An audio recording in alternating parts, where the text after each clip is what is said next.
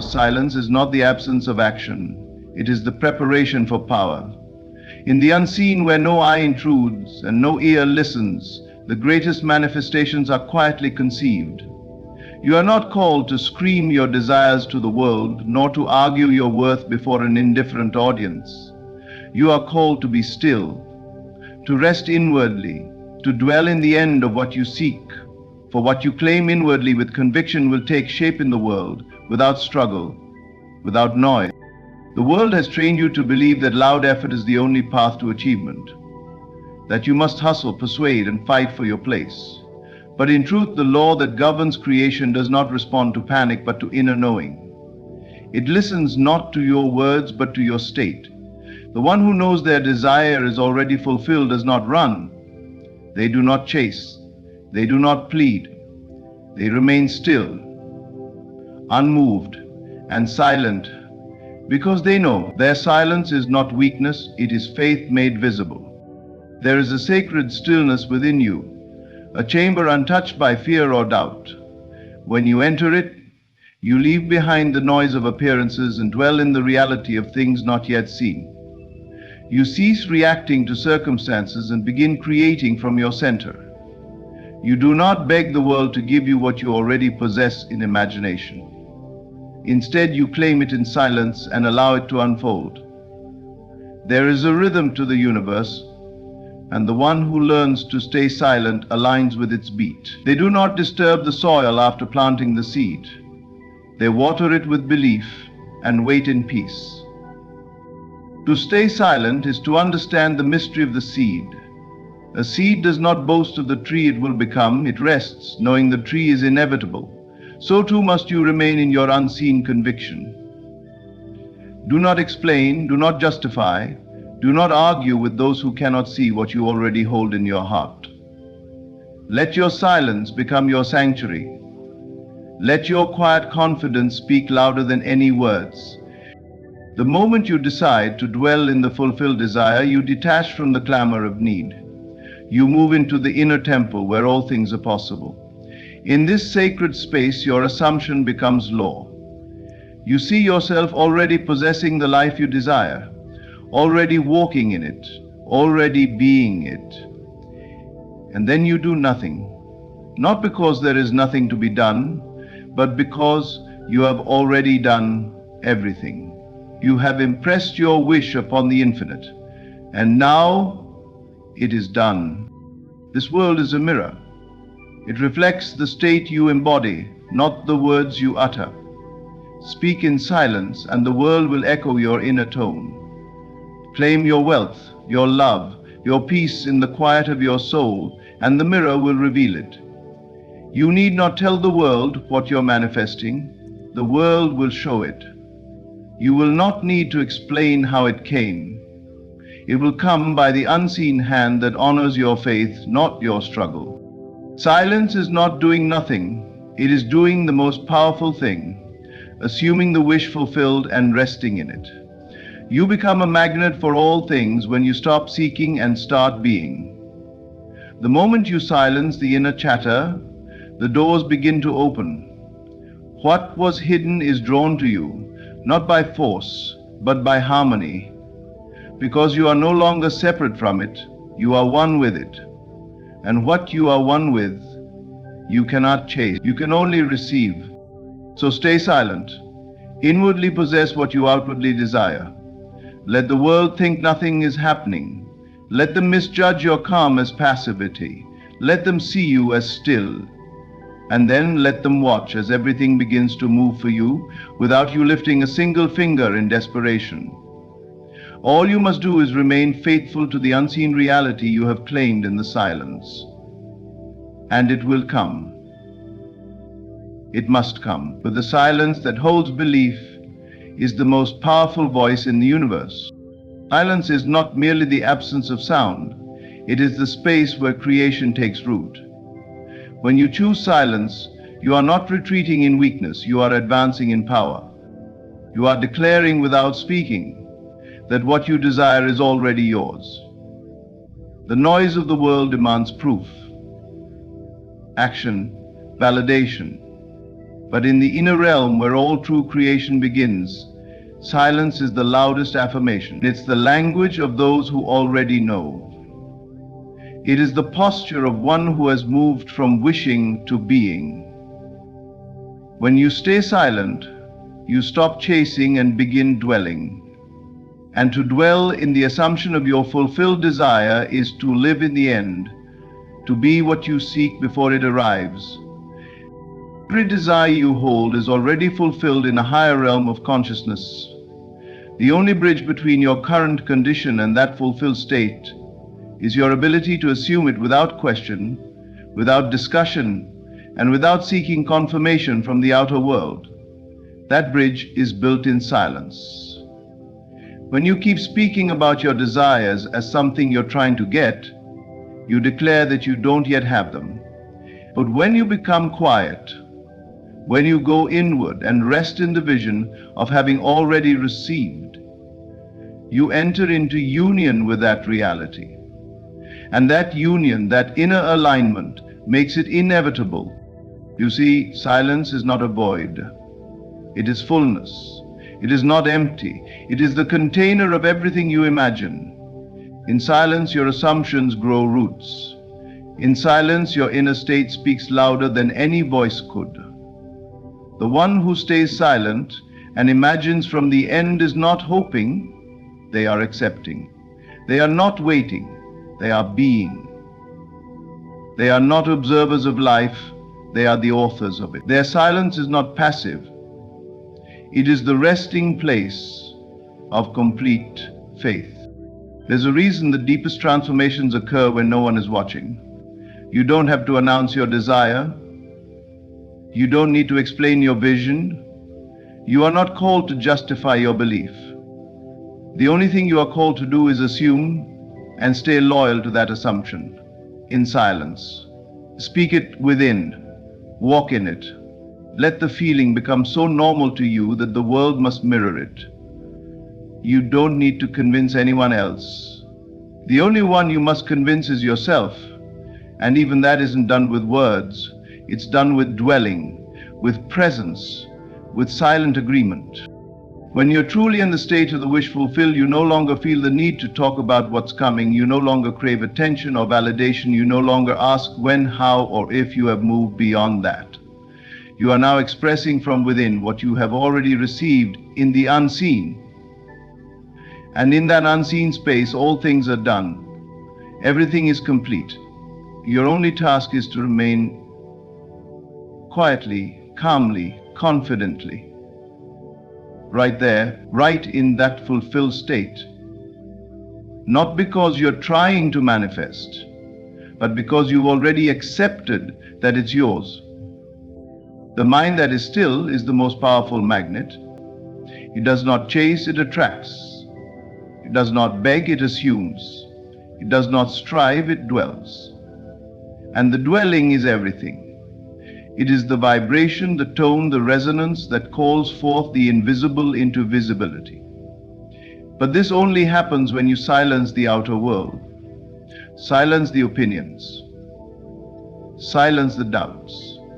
Silence the arguments, and even silence the thoughts that suggest you're not ready or not worthy. Replace them not with noise, but with silent knowing.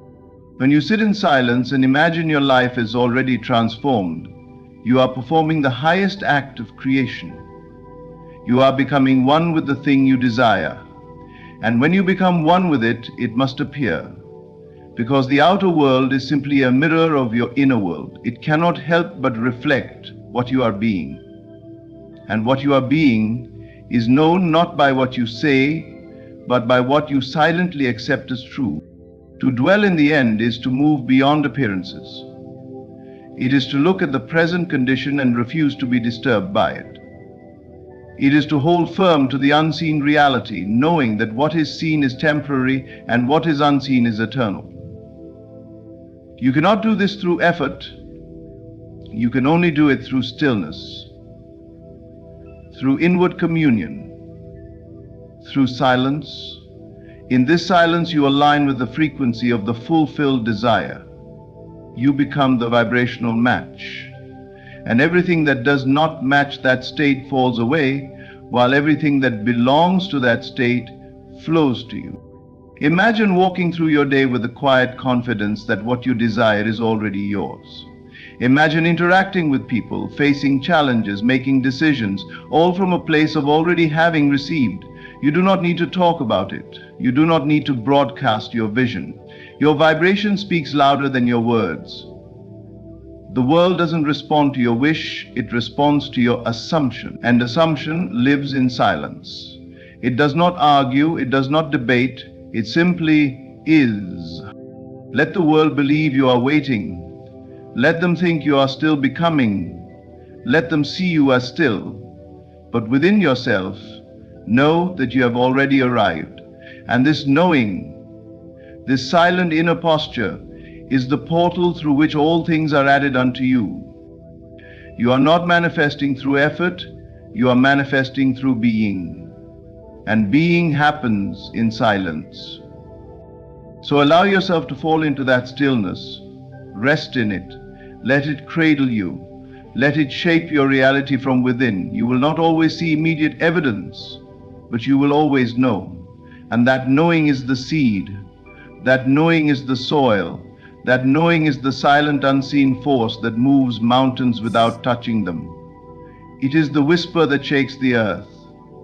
It is the silence that draws everything in. It is the truth that needs no sound to speak.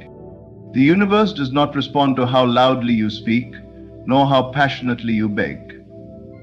It responds to the quiet, persistent knowing that rests within you. The loudest signal you can send to creation is not with your voice, but with your belief. It is not the volume of your desire that matters, but the quality of your conviction. You could speak endlessly about what you want, repeat affirmations 1,000 times, or proclaim your goals to the world every day. But if within yourself you are doubting, needing, or chasing, you are sending a signal of lack. The universe does not react to your words, it mirrors your inner state. When you are grounded in true faith, there is no longer a need to convince anyone or anything. You are not looking for external signs because you know the only sign that matters is the one within. You are not asking others what they think, nor explaining yourself to those who cannot see the vision, because what you have accepted in the silence of your heart already exists. The moment you stop looking outward for confirmation and turn inward to live in the end, you become magnetic. You move into alignment. And alignment does not require noise. It requires awareness. Inner knowing is not loud. It doesn't shout. It doesn't debate. It simply exists. It is a presence, a posture, a silent agreement between you and the invisible. And in that agreement, all things begin to move, not because you force them into motion, but because you've stopped resisting them. When you say less and believe more, you enter the current of effortless manifestation. Your energy becomes clean, your intentions become pure. You are no longer trying to prove your worthiness, you are simply being worthy. Consider how a confident person walks into a room. They don't need to announce their presence. Their energy is felt. Their calmness, their certainty, their lack of neediness, it speaks louder than any introduction. The universe works the same way. It doesn't respond to your begging, it responds to your being. When you are certain of what you carry inside, you do not need to perform. You don't need to explain your dreams, post about your journey, or convince others to support you. The vision you've accepted inwardly has already been stamped by the divine. And that silent stamp is more powerful than 1,000 words. This is why staying silent while believing is so crucial, because talking often comes from doubt. We speak to get reassurance, to gain support, to feel like we're making progress. But the truth is, none of that is necessary when you already feel the thing is done. The moment you move into inner knowing, you withdraw your attention from the outer world. You stop measuring time. You stop seeking feedback. You stop checking for signs.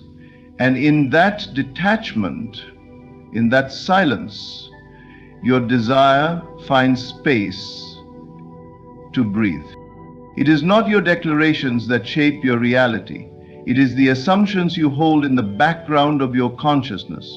You could be saying all the right things out loud while carrying all the wrong assumptions inwardly.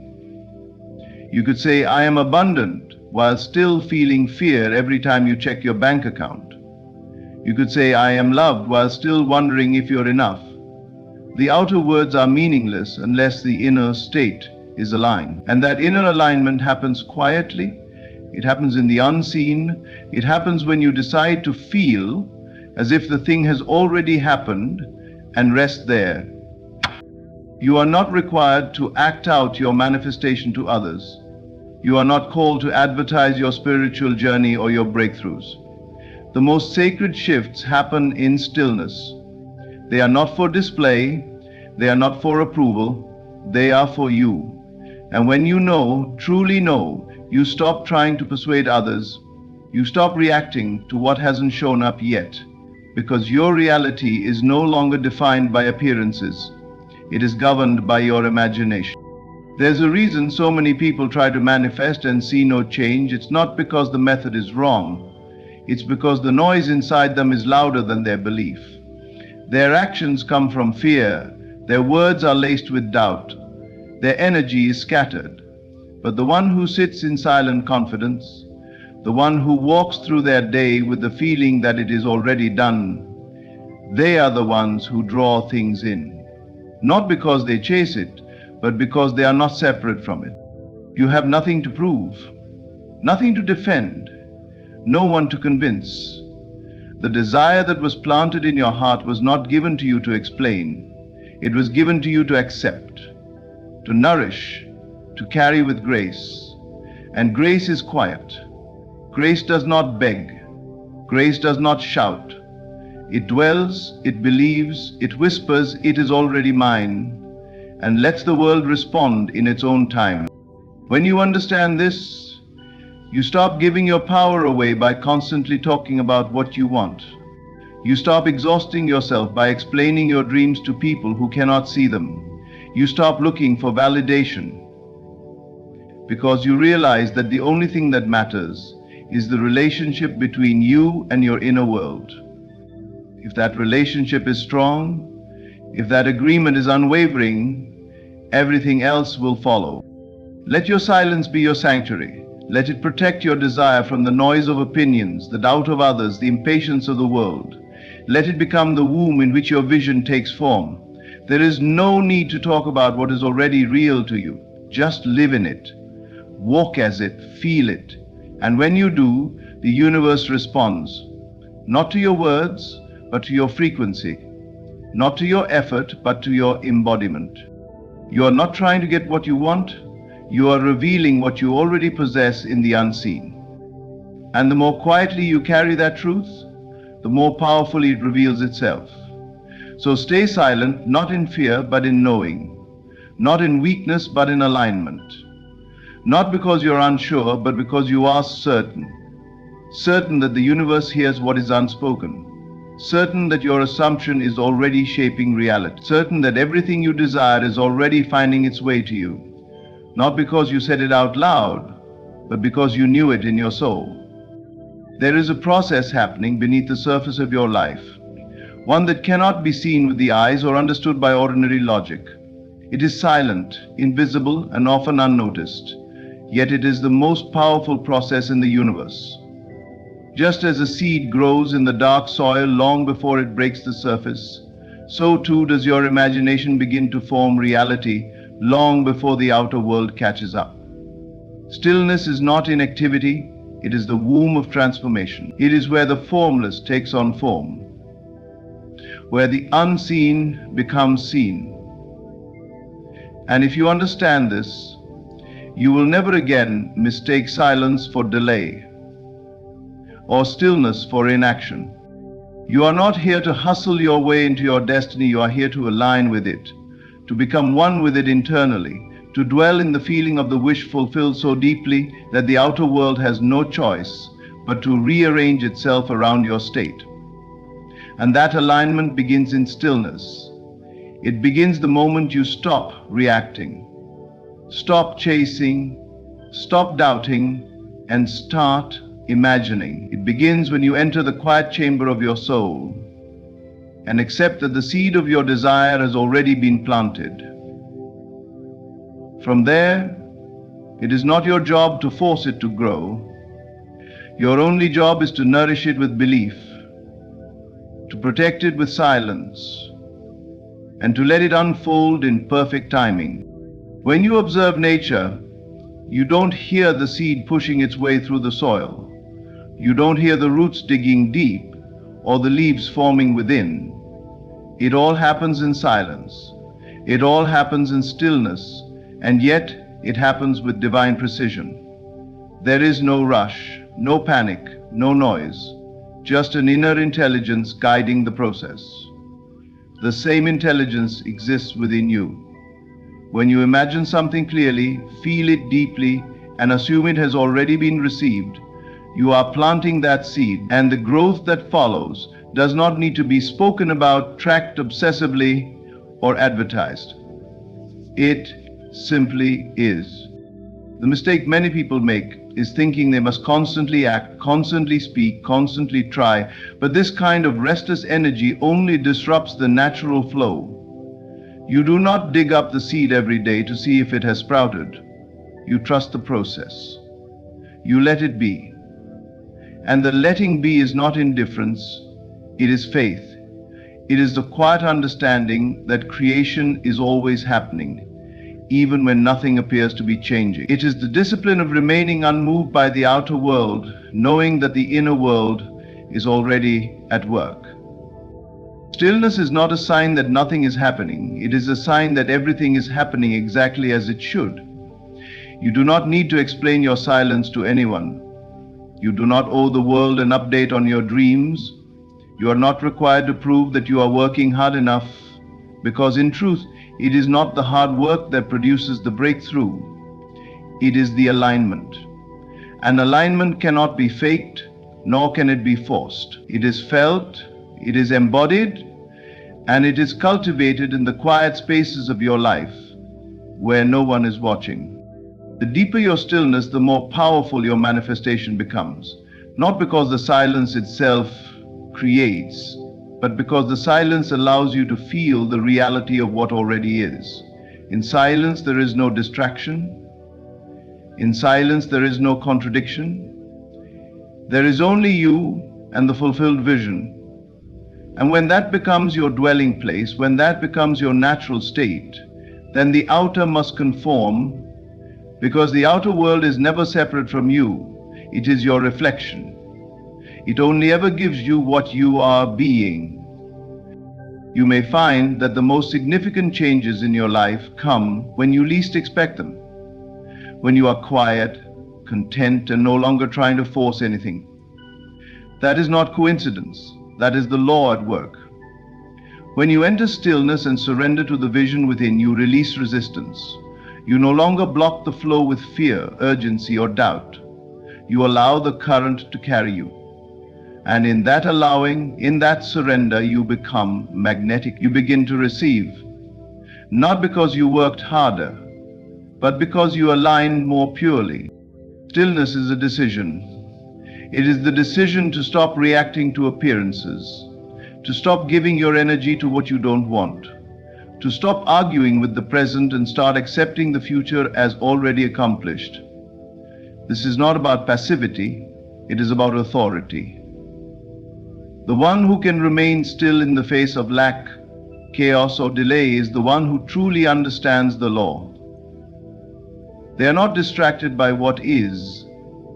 They are grounded in what will be. And that grounding, that stillness, creates a vibration so clear and strong that reality bends to meet it.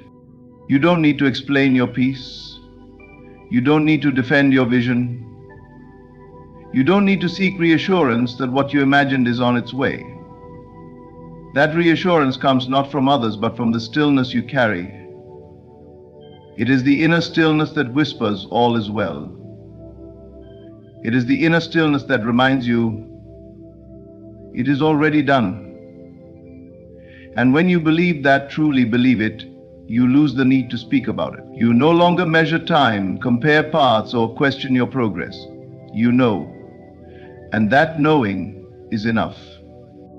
You become like the mountain, unshaken by the winds of circumstance. You become like the moon, still, steady, always reflecting light, even in the darkest night. The storms may come, the doubts may rise, the delays may appear, but your stillness holds. Because you are not moved by what is outside, you are anchored in what is within. And what is within is always creating, always unfolding, always becoming real. This is the true power of stillness. It is not stagnation, it is incubation. It is the space where faith becomes form, where imagination becomes reality, where the invisible becomes inevitable. And once you understand this, you will no longer chase the world. You will no longer explain your silence. You will no longer doubt your path. You will simply rest. Rest in the feeling. Rest in the knowing. Rest in the truth that all things are working together for your highest good. Not because you forced them to, but because you allowed them to. And that allowing began the moment you chose to be still. There is a sacred strength in keeping your vision to yourself. When you dream silently, when you imagine without announcing, when you hold your desires in the stillness of your soul, you protect them from the noise of the world. Not everyone is meant to see what you see. Not everyone is capable of understanding the magnitude of what lies within you. And that's not because they are against you. It's simply because they haven't been given your vision. The dream was planted in you, not in them. And so, to expect them to understand it, validate it, or encourage it, is to hand your power to people who were never meant to carry it. When you speak too soon, when you expose the delicate beginnings of your manifestation, you invite interference. Not always in the form of negativity, but often in subtle doubts, casual comments, skeptical glances that enter your mind and begin to cloud the clarity of your imagination. The more people you invite into your sacred space of creation, the more opinions you have to filter through. And each one, no matter how well-meaning, has the potential to dilute your belief. Doubt doesn't always scream. Sometimes it whispers through the voice of someone who simply doesn't see what you see. And those whispers can begin to feel like your own thoughts, pulling you away from the certainty you once held. There is a purity that lives in silence. When you keep your desire between you and the divine, it remains untouched by the world's projections. It remains strong, clear, and vibrant. It doesn't have to be explained, defended, or debated. It just is. It lives in you, and it grows in you, quietly, like a flame shielded from the wind. You nourish it, not with public declarations, but with private conviction. You walk with it, you think from it, you let it shape your thoughts, your feelings, your actions, all without ever having to announce what you are doing. And in this hidden space, your desire gains strength. Think of how nature works. The roots of a tree do not grow on display. They grow underground in darkness, where no one sees them. And yet they are the most important part of the tree's structure. They are what support the growth above. In the same way, your inner vision must be rooted deeply in silence. It must be grounded in unseen belief before it can rise into visibility. If you try to expose it too early, if you seek applause before the foundation is strong, you risk weakening what was meant to be unshakable. You may feel the urge to share, especially when your vision excites you, when it burns inside you and fills you with energy. But even in that excitement, restraint is wisdom, not out of fear, but out of reverence for the process. Because manifestation is not a performance. It is a sacred act of alignment between your imagination and the higher order of the universe. And sacred things deserve to be treated with care. The more quietly you move, the more powerfully you create. You are not hiding, you are honoring. You are not retreating, you are respecting the spiritual process. There is a time to speak, but only after the thing has already become real to you. Only after you are so deeply rooted in it that no comment can shake you, no question can confuse you, no doubt can enter. And even then you may still choose silence, not because you're unsure, but because you no longer need the world's approval. You've already received confirmation from within. You've already accepted it as done. And once it is done inwardly, it is only a matter of time before it is done outwardly. Silence is your shield until that moment comes. People often misunderstand this kind of silence. They interpret it as passivity, as if you've stopped believing or given up. But they don't see the inner world where everything is alive. They don't hear the affirmation spoken in the stillness of your thoughts. They don't feel the power of your emotions as you walk through your day, dwelling in the end. To them, it looks like nothing is happening. But to you, everything is happening. You are shifting timelines, you are rewriting patterns, you are moving into a state of being that reshapes the world around you, and you're doing it quietly. When you protect your vision in this way, you also protect your peace. You are no longer swayed by reactions. You are no longer influenced by opinions. You are no longer feeding the part of yourself that needs permission to believe. You become your own permission. You become your own validation. And that self-sufficiency is what makes you truly powerful. Because now your belief is not fragile, is not dependent, it's not conditional, it's stable, it's self-sustained, it's sacred. There is something divine in knowing that you don't have to prove anything to anyone, that the world will see in time what you have already seen in spirit, that you don't need to convince or persuade or explain, you only need to embody, to dwell, to become. And in becoming, the proof arrives, not because you shouted about it, but because you lived in it so fully that it had no choice but to appear. Let your silence be a sign, not of hesitation, but of confidence. Let it be the space where your desire breathes, where it settles, where it strengthens. Let it be the quiet soil where roots grow deep. Let it be your sanctuary, your fortress, your inner temple. Because what you are creating is too precious to be exposed to premature judgment. It is still forming. It is still aligning. It is still taking shape beneath the surface. And your silence gives it the space to do so without interference. You don't need applause to know you're on the right path. You don't need agreement to feel secure. You don't need anyone else to see it before it becomes real. It is real the moment you accept it within.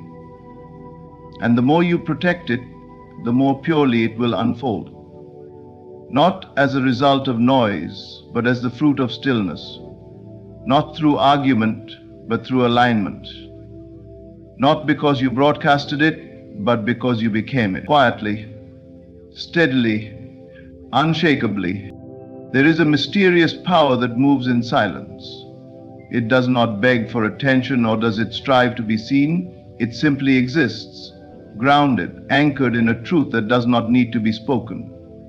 When you dwell in the state of already having, when your mind and spirit have accepted the end as fulfilled, something extraordinary begins to happen.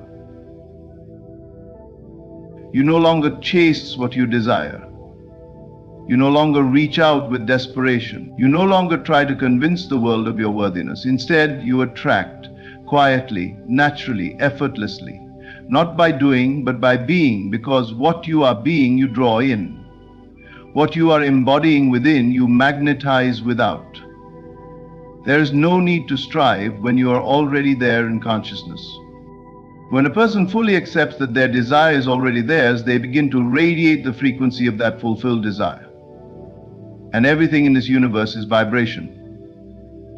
Everything is energy, moving, responding, reflecting. You are not separate from the thing you want. You are only separate in your perception.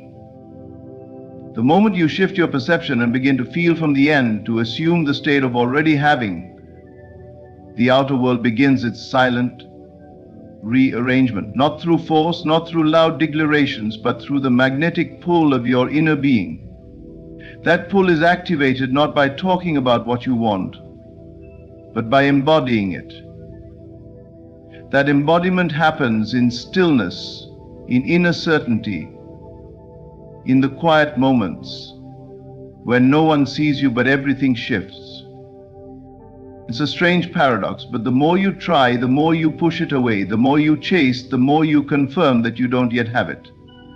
The more you talk about needing it, the more you delay its arrival. But when you relax, when you release the noise, when you trust that it's already done, and begin to walk through life as if it is, the doors open, not by your hand, but by the hand of the unseen. You find yourself in the right place at the right time. You receive calls, opportunities, ideas, and coincidences that seem too perfect to be random. But they are not random. They are the echoes of your inner assumption coming into form. That presence is powerful.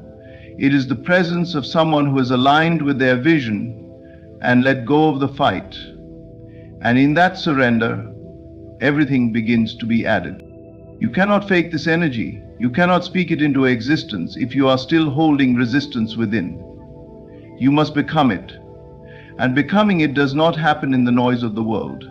It happens in the sanctuary of your imagination. In the silent conviction you carry when no one is watching. That is where the real work is done. That is where the transformation takes place. And that transformation does not require effort. It requires surrender. The surrender to the truth that you are already what you wish to be. And once that truth becomes your dwelling place, manifestation is not a task, it is a byproduct. Everything you desire already exists in a vibrational form. It is waiting for you to meet it, not through striving, but through matching. And the matching does not happen through force, it happens through feeling, through acceptance, through rest, through stillness. When you are vibrating in harmony with the thing you desire, it comes. Because the law is not one of effort, it is one of resonance.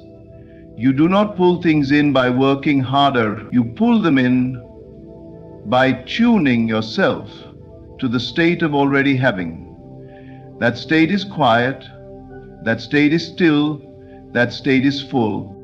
There is a sacred confidence that comes when you no longer need to speak about what you are attracting. You become like a tree in bloom. You don't need to explain your roots.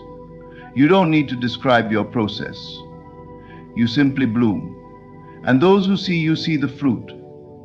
They see the manifestation. But the fruit is not where the work was done. The work was done underground, in silence, in the hidden space of your imagination where you dared to believe before anything changed. That belief created the alignment brought the harvest. So many people waste their energy chasing, talking, striving. But those who understand the deeper law know that receiving is not something you do, it's something you allow. You do not force the sun to rise. You do not chase the tide to make it come in. You align, you prepare, you receive. The same is true for everything you desire. The less you try to get it, and the more you live as if it's already yours, the more naturally it flows into your experience. You don't need to beg the universe for what is already promised. You don't need to scream into the void to be heard. The universe heard you the first time you imagined it with faith.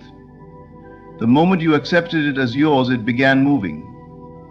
The only thing that can delay it now is your return to doubt, your return to effort, your return to separation.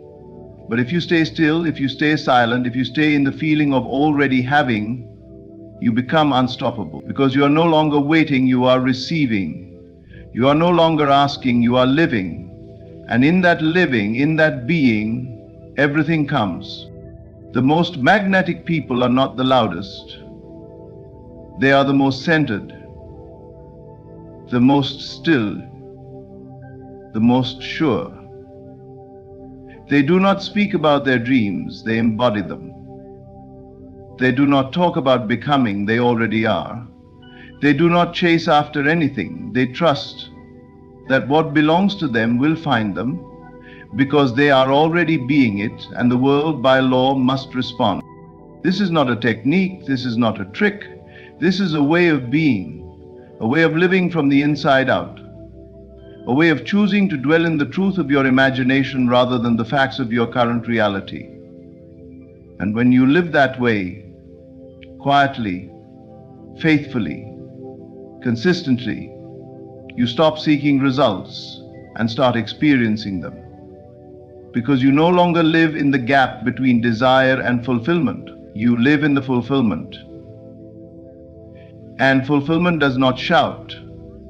It does not chase. It simply is. Imagine this moment. A moment when the chaos of life seems too overwhelming, the setbacks too frequent, and the road ahead too uncertain. Yet, deep within there's a whisper, a voice that assures you, this is not the end. There's a purpose for all of this.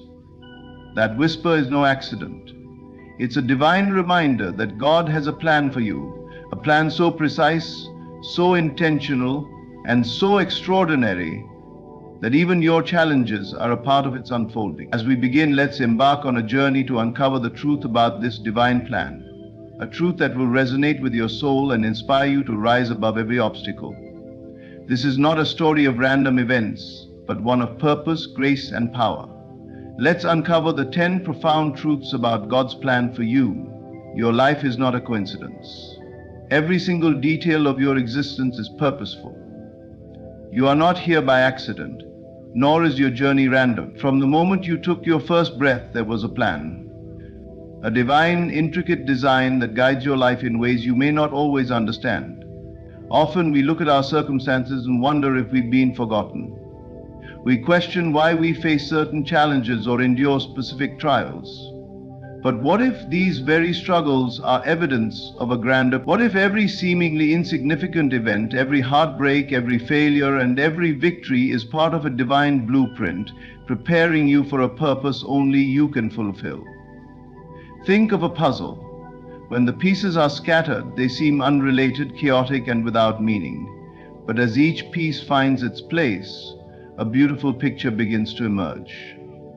Your life is no different. The job you didn't get, the relationship that ended, or the path you didn't choose might feel like failures in the moment, but they are all pieces of a much larger puzzle.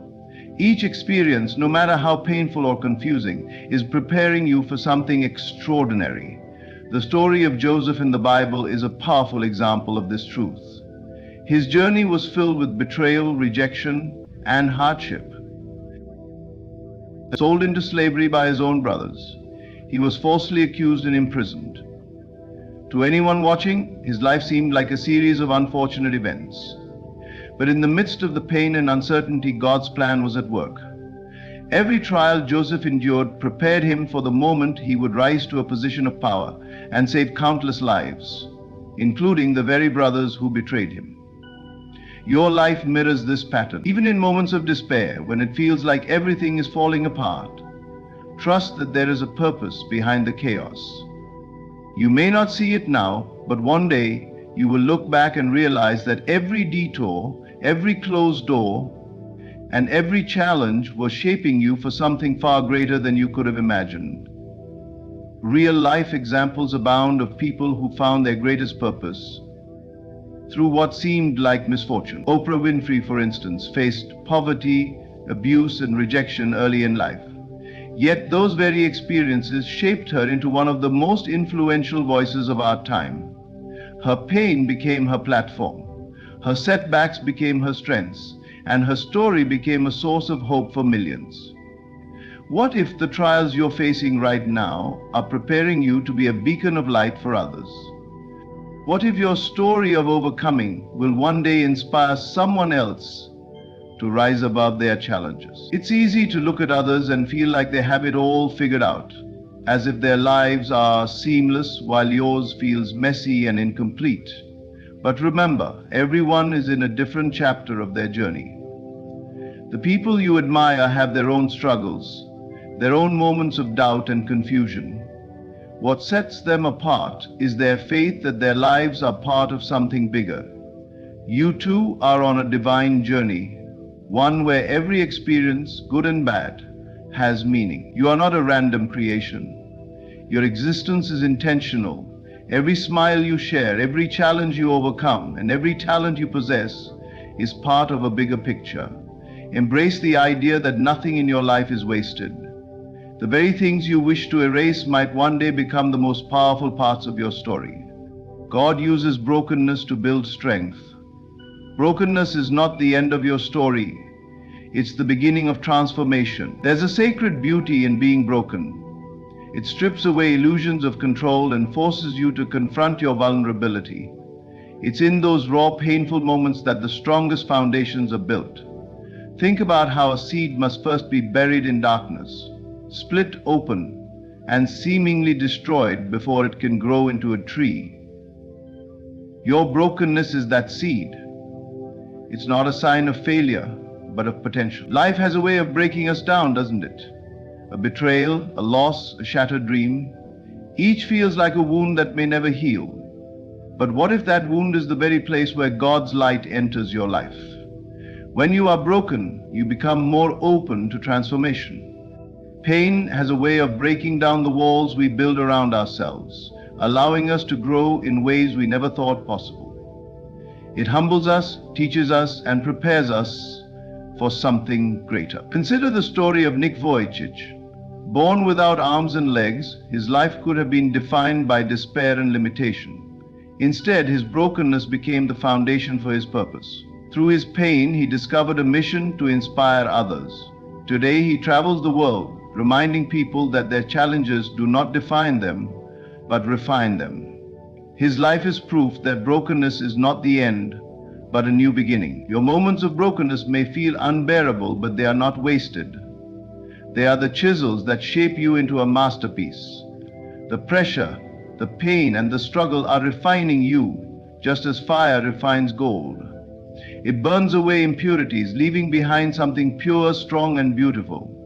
In the same way, your trials are shaping you into the person you are meant to be.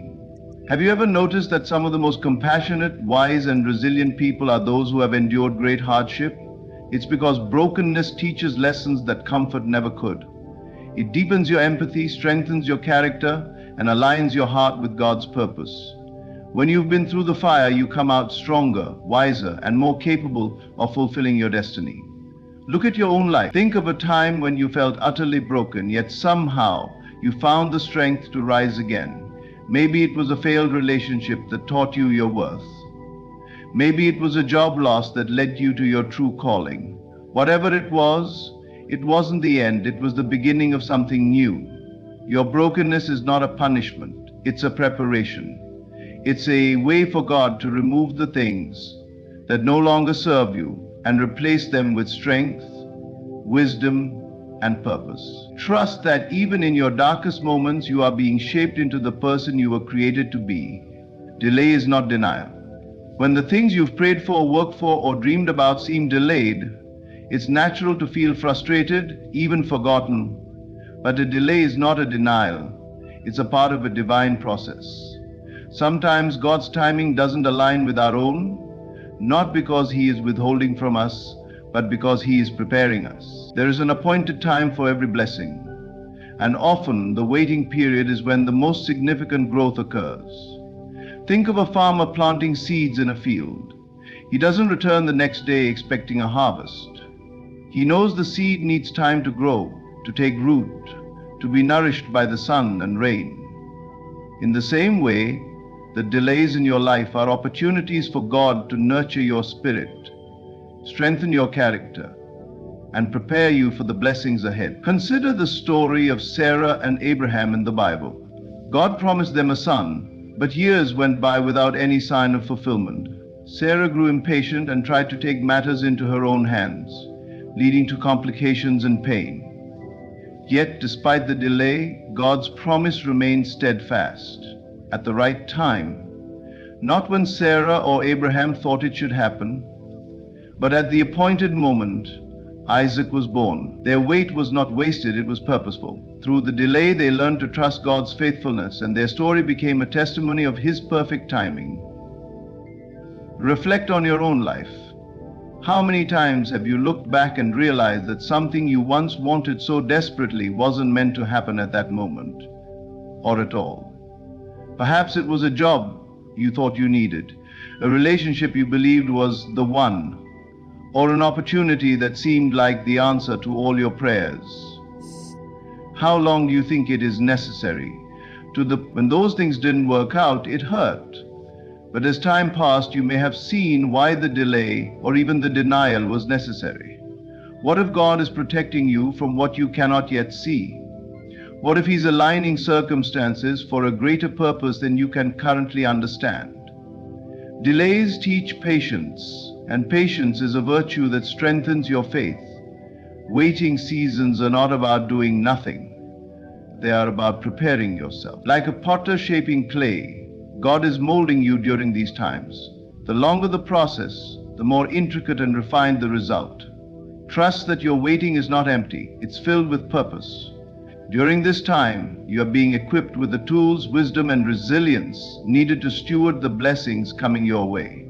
Sometimes, delays feel unbearable because we compare our timelines to others. We see peers achieving milestones, accomplishing goals, or living the life we envision for ourselves. But comparison blinds us to our unique journey. What God is preparing for you is tailor-made. It's not meant to look like anyone else's path. Trust that your delay is setting you apart, not setting you back. Remember the bamboo tree. For years it remains underground, showing no visible growth, while its roots develop deep into the earth. Then suddenly it shoots up, growing several feet in just weeks. The years of seeming inactivity were not wasted. They were crucial for the tree's foundation. Your waiting season is doing the same. It's creating a foundation so strong that when your blessings come, they will not crumble under pressure. No two people on this earth are exactly alike, and that's intentional. You are uniquely crafted, with gifts, talents, and passions that are not random, but divinely placed within you. And these gifts are not just for your benefit, but to fulfill a specific purpose. There is something only you can contribute to this world, something that aligns perfectly with God's plan for your life. Think of great figures throughout history. Michelangelo didn't simply paint, he brought divine inspiration to life through his art. His talent wasn't just about creating beauty, it was about leaving. In the same way, your gifts are not ordinary. Whether it's your ability to lead, your creativity, your compassion, or even your resilience in the face of adversity, your gifts are meant to make an impact. Many people go through life doubting their abilities, thinking they don't have anything special to offer. But that's a lie that holds you back from your potential. The Bible says we are fearfully and wonderfully made, and that includes every part of you. Your strengths, your quirks, and even your struggles. Each of these plays a role in fulfilling your purpose. If you've ever felt unworthy or inadequate, it's time to shift your perspective. Your gifts are not just for you, they are a way for God to work through you to bless others. Real-life examples illustrate this truth beautifully. Masagov, think of someone like J.K. Rowling, who wrote the Harry Potter series. Before her success, she faced rejection after rejection. She could have given up, doubted her talent, and settled for a life that didn't use her gifts. But her persistence allowed her to bring a story to life that touched millions. What if she had given up? The world would have missed out on something extraordinary. Similarly, your gifts, no matter how small they seem, have the potential to create ripples of change. Your gifts also come with responsibility. They are like seeds planted within you, waiting to be cultivated. If you ignore them, they wither. If you nurture them, they grow and bear fruit. This doesn't mean the process is easy. Cultivating your gifts requires effort, discipline, and faith. It may mean stepping out of your comfort zone, taking risks, or even failing along the way. But every step you take is part of your growth. And every challenge you face is a lesson that strengthens your ability to use your gifts effectively. Your unique purpose means that you don't have to imitate anyone else. In a world that constantly pushes you to compare yourself to others, remember that your journey is yours alone. The paths others take may inspire you. You are uniquely positioned to do something no one else can do. It might not look grand or world-changing at first glance, but it has significance. Even the smallest acts of kindness, the quietest moments of creativity, or the seemingly mundane contributions you make can have eternal impact. Embrace your gifts with confidence. They are not accidents. They are intentional. Recognize them, develop them, and use them boldly. The world needs what you have to offer, and there is no one else who can bring your unique light into existence. You were created with a purpose, and every gift you possess is a tool to fulfill that purpose. Obstacles are not roadblocks, they are stepping stones designed to elevate you to the next level of your purpose. It's easy to see challenges as setbacks, but in truth, they are often the catalysts for your greatest growth. When David stood before Goliath, he didn't see an obstacle too great to overcome. He saw an opportunity, a moment to step into his destiny and demonstrate the power of faith. That challenge was not meant to defeat him, but to prepare him for his future as a king. In our lives, obstacles often disguise themselves as insurmountable problems. Losing a job may feel like the end of the road, but for many, it has been the moment that pushed them toward their true calling. J.K. Rowling was rejected by multiple publishers before her work became a global phenomenon. Each rejection was not a failure, but a lesson in persistence and belief in her vision. What if the obstacles you're facing right now are not there to stop you, but to strengthen you? What if they are refining you for something greater? Imagine a butterfly struggling to emerge from its cocoon. To the outside observer, it may seem cruel to watch it fight against the confines of its shell, but that struggle is vital.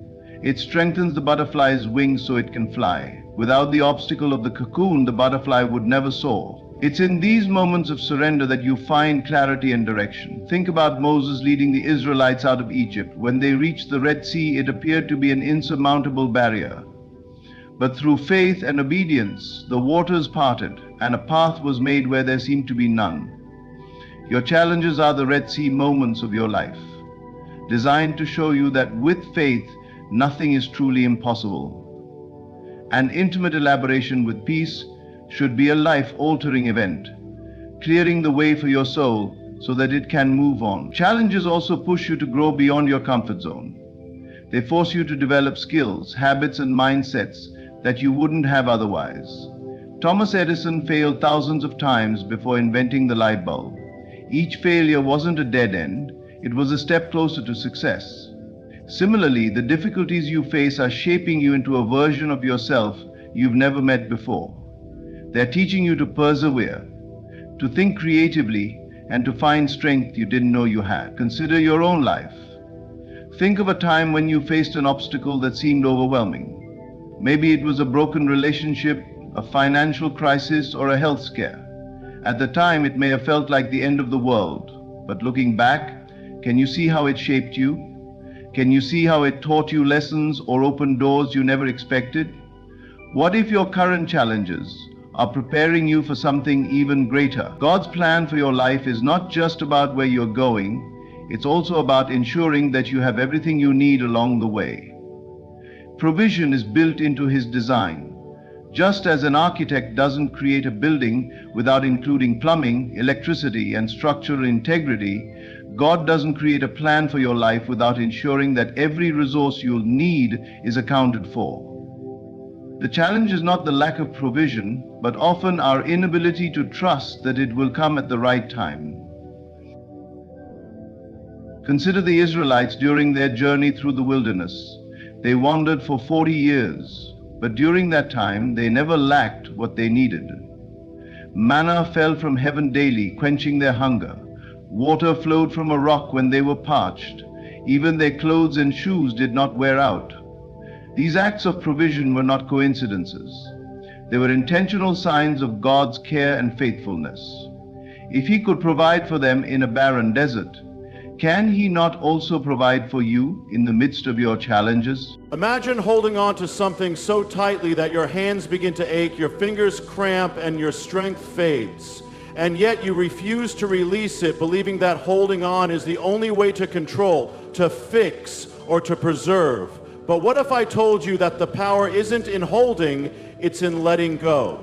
Today we're uncovering a profound secret, the secret of letting go, the burden of holding on. Imagine carrying a backpack full of rocks everywhere you go. At first you may think you're strong enough to bear the weight, but over time the strain becomes unbearable, your shoulders ache, your back bends, and every step feels heavier than the last. This is what holding on does to the human soul. Whether it's a painful memory, a toxic relationship, a grudge, or the fear of the unknown, holding on burdens us in ways we may not even realize. Why do we hold on? For many, it's because of fear. Fear of what might happen if we let go. Fear of losing control. Fear of stepping into a life without the comfort of the familiar, even if the familiar is hurting us. There's a part of us that believes clinging tightly will somehow fix what's broken, heal what's hurt, or protect us from further pain. But the truth is, holding on can be more destructive than the pain we're trying to avoid. Think of someone holding onto a rope tied to a heavy weight, sinking in the ocean. The tighter they hold on, the deeper they're pulled under, gasping for air, desperate for relief. Yet they keep gripping the rope, thinking they have no other choice. What they don't realize is that freedom lies in releasing their grasp. We see this in our own lives. How many times have we replayed an argument in our minds, wishing we'd said something different? How often do we cling to the approval of others, needing validation to feel worthy? How many nights have we lost sleep over situations we can't change, yet we refuse to let go of the what-ifs? Holding on gives the illusion of control, but in reality, it controls us. Take a moment to reflect on your own life. Are you holding on to a dream that didn't unfold the way you imagined? Are you clinging to anger towards someone who wronged you? Are you gripping a fear of failure so tightly that it's keeping you from taking risks? These things weigh us down, sap our energy, and steal our joy. Letting go requires courage. Letting go is not an act of weakness. It is one of the most courageous things a person can do. It requires you to face the unknown, to release your grip on what feels safe, and to trust that something better awaits on the other side. Think about the story of the trapeze artist. To move forward, they have to let go of the bar they're holding and reach for the next one. There's a moment of vulnerability, a split second when they're suspended in midair with nothing to hold on to. It's terrifying, but it's necessary to complete the performance. In our lives, letting go often feels like that. It's stepping into the unknown where we have no guarantees, no safety net, and no clear vision of what lies ahead. But just like the trapeze artist, we must trust that the next bar, the next opportunity, the next chapter will appear when we need it most. Courage comes from the heart, and letting go is an act of the heart. It means forgiving someone who hurt you, not because they deserve it, but because you deserve peace. It means walking away from a situation that no longer serves you, even if it's painful. It means trusting that your worth isn't tied to what you've lost, but to who you are. Consider the story of a woman named Rachel. For years, Rachel held on to the dream of becoming a concert pianist. She poured her heart into her craft, sacrificing time, relationships, and even her health to chase this goal. But no matter how hard she tried, she couldn't catch her big break. The disappointment consumed her. She felt like a failure. One day, after years of struggling, Rachel made the difficult decision to let go of her dream. It wasn't easy. She cried. She questioned her worth. But in letting go, she discovered something unexpected: freedom. She found joy in teaching music to children, something she had never considered before. She realized that her identity wasn't tied to being a concert pianist. It was tied to her passion for sharing music with others. Letting go allowed Rachel to step into a new purpose, one that brought her more fulfillment than she could have imagined. It wasn't the life she planned, but it was the life she was meant to live. Courage doesn't mean you won't feel fear. It means you choose to act in spite of it. Letting go is scary because it requires vulnerability, but vulnerability is where transformation happens. It's where we shed the layers of fear, pride, and control that keep us stuck and step into a life of authenticity and freedom. When you let go, you're not giving up. You're making room for healing, room for growth, room for the unexpected blessings that come when you release what no longer serves you. Letting go is not a single act, but a daily choice. It's choosing to forgive, to trust, to surrender, and to believe that even in the uncertainty there is hope. It's choosing to believe that life's greatest treasures often lie on the other side of our deepest fears. And the question is, will you have the courage to release what's holding you back? The freedom in letting go. There's an extraordinary freedom that comes with letting go, yet many of us remain blind to it because we're too focused on what we think we'll lose. Letting go often feels like a sacrifice, like we're giving something up that's deeply ingrained in us, something we've carried for so long it feels like a part of who we are. But in reality, letting go isn't about losing.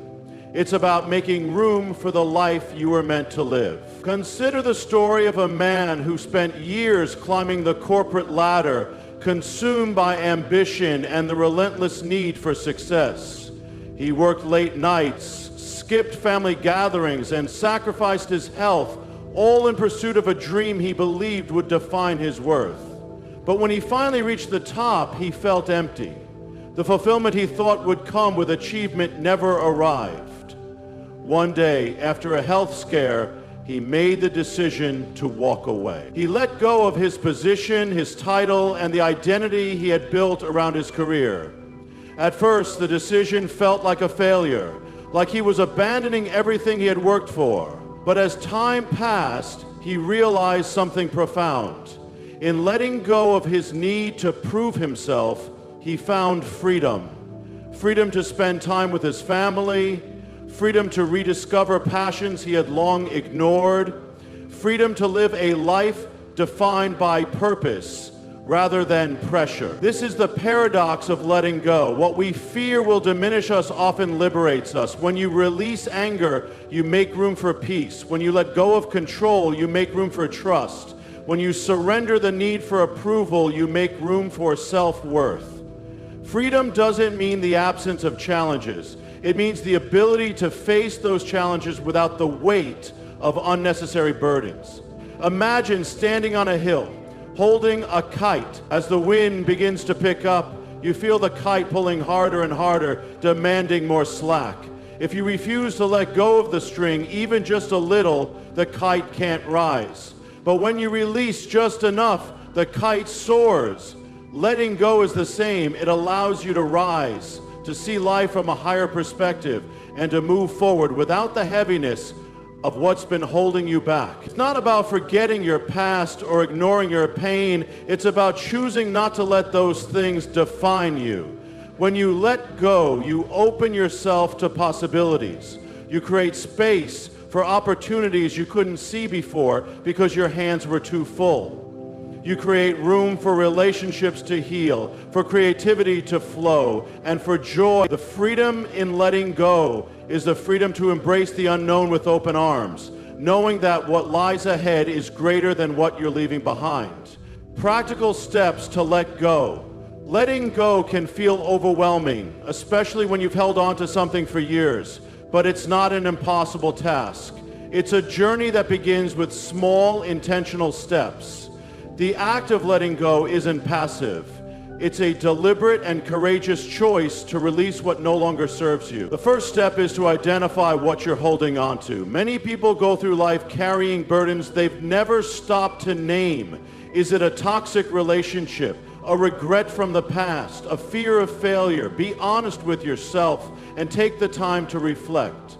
Journaling can be a powerful tool in this process. Write down the things you're clinging to and ask yourself why. Often the act of naming your burdens takes away some of their power. Once you've identified what you're holding on to, shift your perspective. Instead of seeing letting go as a loss, see it as an act of empowerment. Ask yourself, what is this teaching me? How is this helping me grow? When you shift your focus from what you're losing to what you're gaining, the process becomes less daunting and more liberating. Trust is essential in letting go. Trust that life has a way of working things out, even when you can't see the bigger picture. This doesn't mean you won't feel fear or uncertainty. It means choosing to act despite those feelings. Trust can be built through small actions. Take one step toward letting go and see how it feels.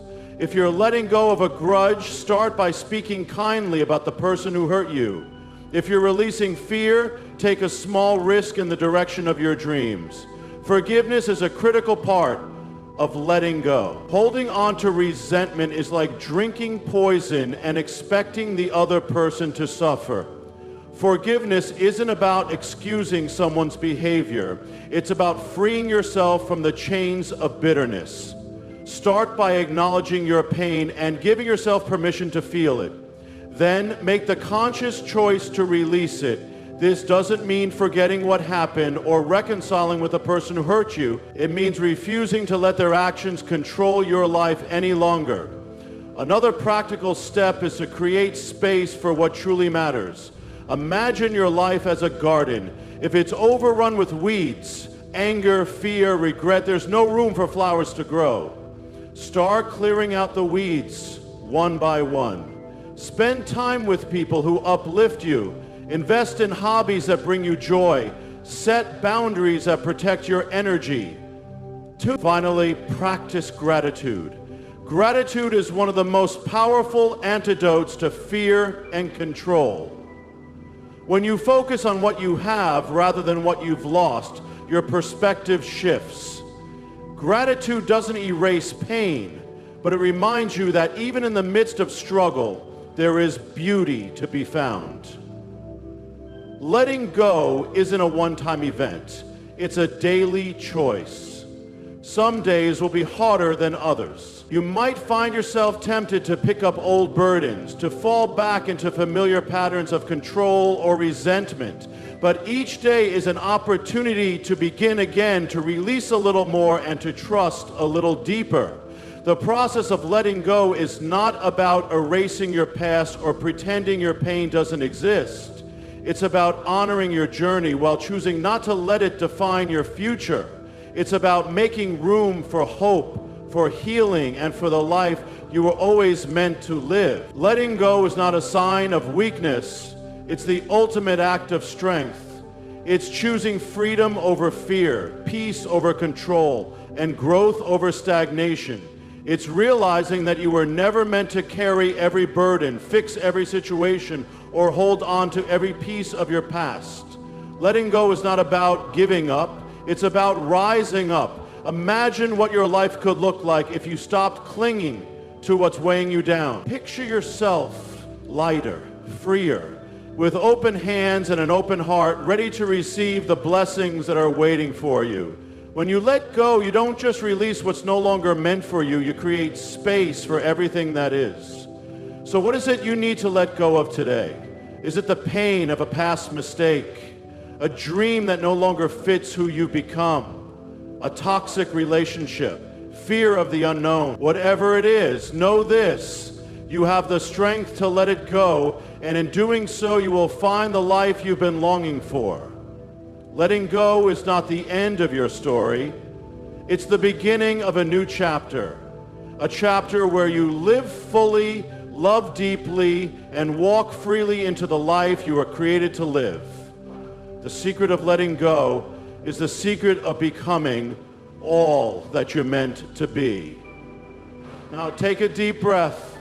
Close your eyes if you need to. Feel the weight you've been carrying and make the choice to release it. Let go, not because it's easy, but because you deserve to be free. And when you do, you'll discover that in letting go, you're not losing anything at all. Have you ever stood at the edge of a vast ocean, gazing out over the endless horizon, and felt something stir deep within you? A quiet, powerful force, both unexplainable and undeniable, pulling you toward the unknown. The sound of waves crashing against the shore, rhythmically rolling in and out, seems to beckon you to listen not just to the waves, but to the call of something much deeper. That call is the whisper of your soul, the divine invitation to step into a vision greater than anything you could have ever imagined. In those moments, you may feel overwhelmed by the enormity of the world around you. You may feel small, insignificant, questioning whether you are truly capable of moving toward that distant shore. The questions flood your mind: who am I to dare? To dream? To pursue a vision that seems so far beyond me? What if I fail? What if I'm not enough? Doubt is a powerful thing. It creeps into our thoughts like a shadow, hiding the light of our divine purpose. It has a voice that speaks louder than our faith, louder than the vision planted in our hearts by the divine. In times of uncertainty, doubt asks us, are you sure? Are you sure you can trust this vision? Are you sure that what you feel inside is real? When you stand at the edge of a dream, it is easy to feel the weight of those doubts. It is easy to question whether you are worthy of the vision you feel stirring within you. You look at your own shortcomings, your limitations, and the doubts begin to grow. But my friend, this is where we must stop and listen closely. For what I want you to understand today is this: the doubts you face are not your truth. You are not alone in this journey. Though it may feel as though you are walking this path in isolation, you are surrounded by a power far greater than anything this world can offer. That power, that guiding force, is the divine plan at work in your life. The vision God has for you is not an abstract idea or a fleeting dream. It is a calling that has been written into the very fabric of your soul. It is in moments like these, when the voice of doubt grows louder, that we must choose to listen to something deeper within us, the whisper of divine guidance, urging us forward even when we cannot yet see the full path ahead. In those moments, faith is not the absence of doubt, but the decision to trust in the vision that has been placed within you, even when the road ahead is unclear. Consider for a moment, what would it look like if you allowed yourself to trust that the divine vision for your life was already unfolding? What if the doubt that so often paralyzes you is not the truth of your reality, but the resistance that comes when you are about to step into something truly extraordinary? What if you could see your doubt as the doorway to greater faith, the very place where your trust in God's plan can grow stronger? The question then is not whether the vision is meant for you. It is. The question is, will you trust it? Will you trust that every step you take is a step toward becoming the person you were always meant to be? Will you trust that every moment of uncertainty is an invitation to lean deeper into the divine purpose that is unfolding before you? We are often blinded by the things that seem so tangible in this world: the struggles, the challenges, the setbacks. We see them as roadblocks rather than stepping stones. But what if you could see those challenges differently? What if you could see them as part of the divine process, shaping you into the person you need to become in order to step into the fullness of your purpose? The truth is this: your vision is already set. The plan for your life was crafted long before you even took your first breath. It is a divine blueprint, unique to you, and it holds within it everything you need to thrive. The question is never whether the vision will come to pass. It always will. The question is whether you will allow it to unfold in your life. Trusting God's vision for your life doesn't mean waiting for everything to be perfect before you step forward. It means stepping forward in faith even when you don't have all the answers, even when you don't understand the how or the why. It means trusting that the divine will provide what you need when you need it, and that every step you take is part of a greater unfolding that you cannot yet see in its entirety. So I ask you to reflect on this. Where in your life are you doubting the vision that has been placed within you? What areas of your life have you allowed doubt to cloud your judgment, to hold you back from stepping boldly into your purpose? What would it look like to trust fully in the vision God has for you, knowing that every step you take is guided by a force far greater than yourself. As we journey together in this exploration of overcoming doubt and trusting God's vision for your life, I invite you to listen deeply to the whispers of your soul and the quiet prompting of the divine. Let us move forward with the assurance that the vision for your life is not just a possibility, it is a certainty. And with that certainty, we step boldly into the life we were always meant to live. In the journey of life, there are moments when we feel like we are standing in the eye of a storm, surrounded by turmoil, and it seems impossible to find peace. The world around us is filled with noise voices, opinions, expectations, and at times, we may begin to wonder whether there's any sense of direction in it all. We ask ourselves if we're truly on the right path or if we've simply lost our way. And yet, in the midst of this, there is a profound truth. Peace is not found in the absence of chaos, but in the presence of trust. When we trust in God's vision for our lives, there is a deep sense of inner peace that emerges. It's a peace that transcends the uncertainty of our circumstances. It's the quiet assurance that, despite what we may be facing on the outside, we are exactly where we are meant to be. This peace doesn't come from the absence of challenges, but from the presence of faith, the faith that we are being led every moment by a higher purpose even when the path ahead seems unclear. This sense of peace is not something that can be forced or manufactured. It is not a fleeting feeling that comes and goes based on external circumstances. It is an anchor firmly rooted in the heart that arises when we choose to trust in God's divine timing and purpose for our lives. When we surrender our worries, our doubts, and our fears to God, we allow that divine peace to flow in. We stop trying to control the outcome, and instead we embrace the trust that everything is unfolding as it should, in perfect order. This peace is a powerful force. It is a peace that calms the storms within us and reminds us that we are not alone. It is a peace that says you are enough, exactly as you are. In this peace, we find clarity. We find the ability to discern the path forward, even when the world around us seems chaotic. We find the strength to take the next step, even when that step feels daunting.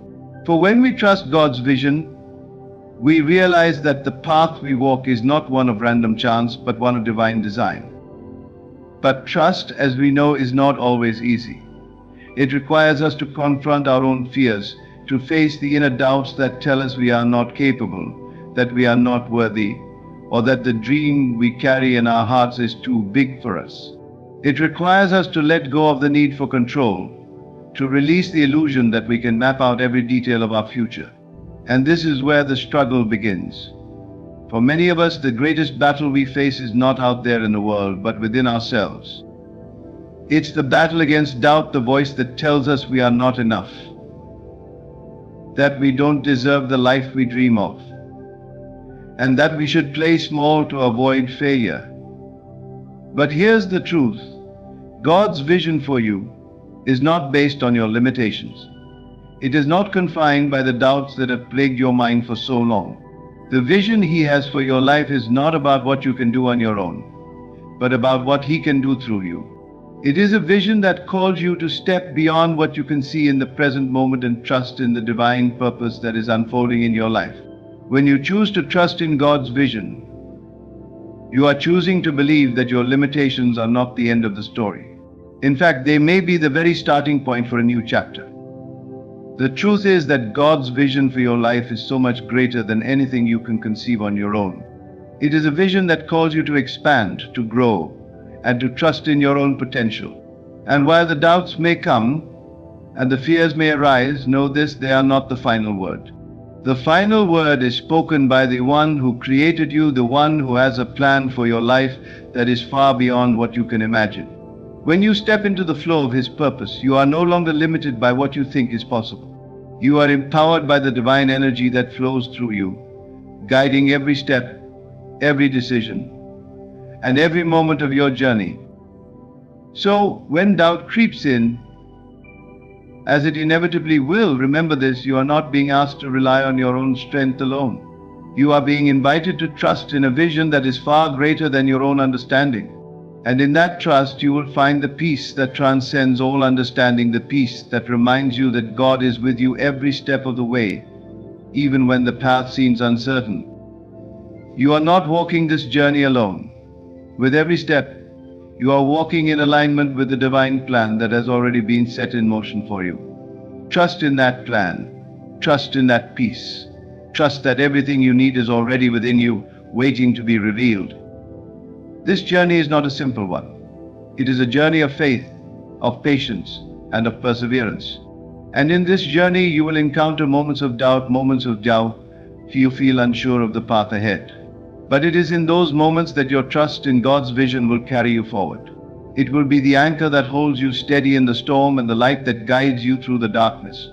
And as you continue to walk in faith, you will come to see that the doubts you once held were simply stepping stones on your way to something far greater.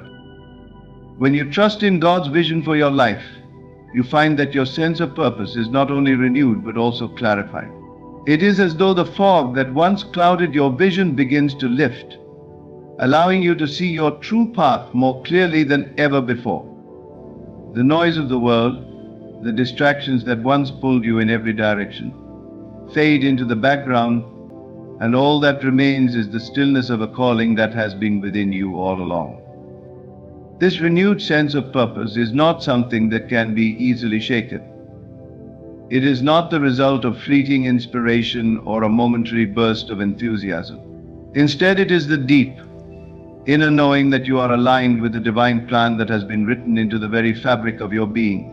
This is the kind of purpose that stays with you, that continues to propel you forward even when the world seems uncertain. It is the kind of purpose that gives you the strength to keep going, even when the road ahead is not clearly paved or marked by signposts. It is easy at times to get lost in the busyness of life, to feel disconnected from what truly matters, and to wonder if you are truly making a difference. But when you trust in God's vision for your life, you realize that every action, no matter how small, is part of a greater purpose. Every encounter, every challenge, every victory is woven into the divine tapestry that is unfolding in your life. You are not living a life of random events or coincidences. You are living out a purpose that has been intentionally designed for you. And every moment is an opportunity to step deeper into that purpose. There may be times when the world around you questions the validity of your dreams, when others doubt the path you are on, and when you are tempted to question your own vision. But in those moments, it is important to remember that your purpose does not come from external validation. It comes from the divine calling within you. The peace you feel when you align yourself with God's vision is the only affirmation you need. It is a deep knowing that you are on the right path, and that even if others cannot see it, the divine plan is unfolding just as it should. Purpose, when rooted in God's vision, is not something that can be lost or stolen. It is a foundation that cannot be shaken, even in the face of opposition or doubt. When you begin to understand this, you realize that you are not defined by your circumstances, by the opinions of others, or by the doubts that sometimes plague your mind. You are defined by the divine calling placed on your life. And when you trust in that calling, when you allow yourself to live in alignment with that greater purpose, you will find a strength and resilience within you that you never thought possible. You will find that even in the most difficult moments, you can stand firm because you know who you are and what you are meant to do. The vision for your life is not something that can be shaken by life's challenges. It is a beacon of light that will guide you through the darkest of times. And as you continue to move forward, step by step, with faith and trust in God's plan, you will discover that the purpose you have been seeking was always within you. You only had to trust in the vision long enough for it to become clear. As this sense of purpose deepens, something else begins to happen. You find that the fears and doubts that once held you back are not as powerful as they once were. The weight of uncertainty is lightened, and you begin to move with confidence. Not because you have all the answers, but because you trust that the answers are already unfolding before you. You do not need to know every detail of the journey ahead. You simply need to trust that you are being guided every step of the way. And with that trust comes a renewed sense of clarity, a clarity that empowers you to make decisions with confidence and conviction. When you begin to trust in God's vision for your life, something remarkable begins to happen within you. You are empowered to take bold steps forward, even when the outcome is uncertain. There is an inner strength that begins to arise, a strength that is not of your own making, but one that flows from a deep trust in the divine plan. This strength comes from knowing that you are not walking this path alone. The Creator of the universe is walking with you, guiding each step, lighting the way ahead. The act of taking bold steps forward is not about having all the answers, nor is it about waiting for the perfect moment to act. It is about stepping into the unknown with faith, knowing that the divine is there to catch you if you stumble and to guide you when you feel lost. It is about trusting that every step you take, no matter how small, is leading you towards something greater. Taking bold steps often means moving beyond your comfort zone, beyond the confines of what you thought was possible. It requires a willingness to take risks, to step into unfamiliar territory, and to trust that you are capable of more than you may realize. And it is in this willingness to step into the unknown that you begin to see the power of divine guidance at work. When you trust in God's vision, you find that you are able to take risks that once seemed impossible. You begin to see opportunities where others might see obstacles. You start to move with a sense of purpose and courage that transcends the fear and doubt that once held you back. This boldness is not about recklessness or blind faith. It is about trusting in the divine wisdom that is guiding your every move. It is about moving forward, even when you cannot see the whole picture, knowing that the next step will become clear when the time is right. Boldness comes from the deep knowing that you are part of something much greater than yourself, and that by trusting in the divine vision, you are contributing to the greater good in ways that you may not even fully understand. It's also important to remember that taking bold steps does not mean that everything will always go as planned. The road may be rocky. There may be setbacks, disappointments, and moments when you feel as though your efforts are not bearing fruit. But in those moments, your trust in God's vision will be the anchor that keeps you grounded. You will learn that success is not just about achieving outward goals, it is also about remaining faithful to the vision, even when the results are not immediate or obvious. And through this process, you will grow stronger, more resilient, and more confident in your ability to navigate life's challenges. Each bold step you take, no matter how difficult or uncertain, brings you closer to the life you are meant to live. And as you continue to move forward with faith, you will begin to see that the boldness you demonstrate is not just about achieving your personal dreams. It is about becoming a vessel for the divine plan to unfold in the world, a plan that is not only for you, but for the greater good of all. And in this you will discover a deeper fulfillment and purpose than you could have ever imagined. In our world today, we are constantly told that success is the result of hard work, perseverance, and determination. We are encouraged to chase after goals, to hustle, and to push ourselves beyond our limits. And while these qualities certainly have their place, there is a deeper truth that we must recognize. True success, is not simply about what we can accomplish on our own. It is about the alignment of our efforts with God's vision for our lives.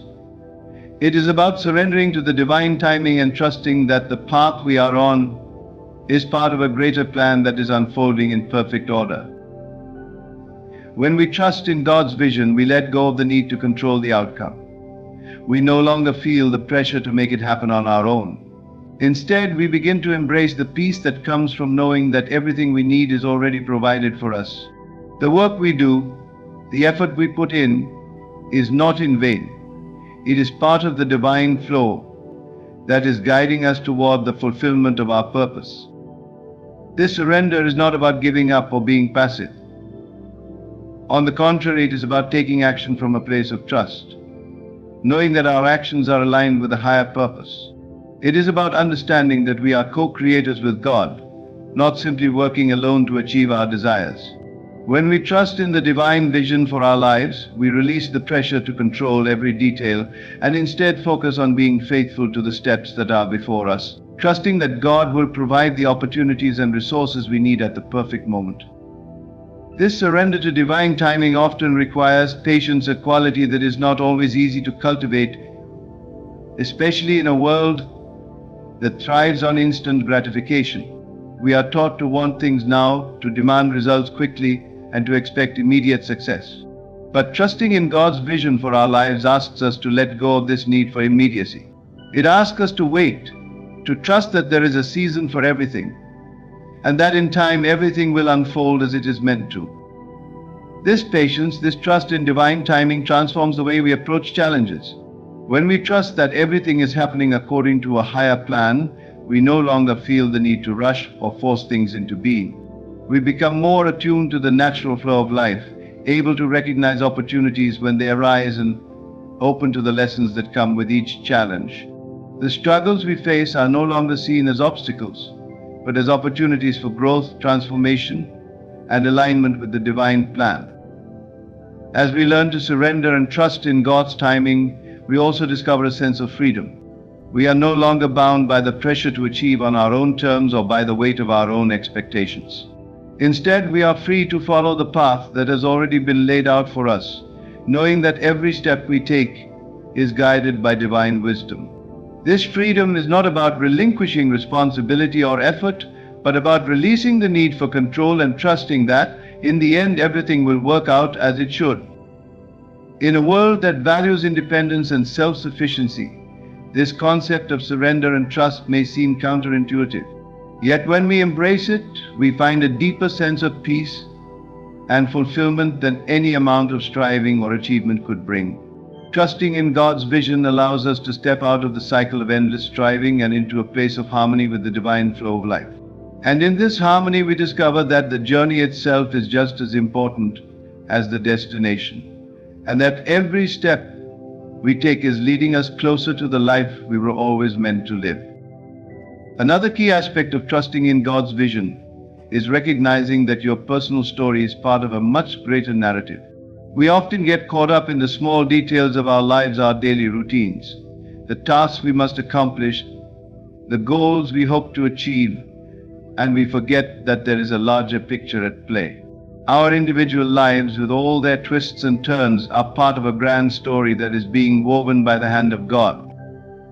This understanding brings with it a deep sense of humility and awe. We are not isolated beings, disconnected from the world around us. Rather, we are part of a divine design that is unfolding through us and around us. Every experience, every encounter, and every decision we make is part of this greater story. And when we trust in God's vision for our lives, we begin to see ourselves as active participants in this grand narrative. When we step into this awareness, we begin to see that our lives are not just about us. They are about the impact we have on others, the way our actions ripple out into the world and affect the lives of those around us. Our purpose is not simply to fulfill our own desires, but to play our part in a larger divine plan that touches the lives of others and contributes to the greater good. This understanding shifts our perspective. It reminds us that we are not in control of the entire story, but that we have a unique role to play within it. At times, this awareness can be both humbling and overwhelming. It can be difficult to see how our small actions fit into the bigger picture, especially when we are facing challenges or setbacks. But it is in these moments that we must trust most deeply in God's plan. We may not always understand how our actions are contributing to the greater story, but we can trust that they are. Every choice we make, every step we take, is part of the divine unfolding, even when we cannot yet see the full picture. In times of struggle, when we feel lost or uncertain, it can be easy to question our purpose. We may wonder if our lives are making a difference, if our actions matter, or if we are truly on the right path. But it is in these moments that we must remember that we are not alone in this journey. God is with us, guiding us and helping us fulfill the role we were always meant to play in His greater plan. Trusting in God's vision means trusting that our lives are part of something much larger than ourselves. It means believing that, even in the darkest moments, our story is being written with divine wisdom and love. We may not always see the outcome of our actions, but we can trust that they are contributing to the unfolding of God's perfect plan.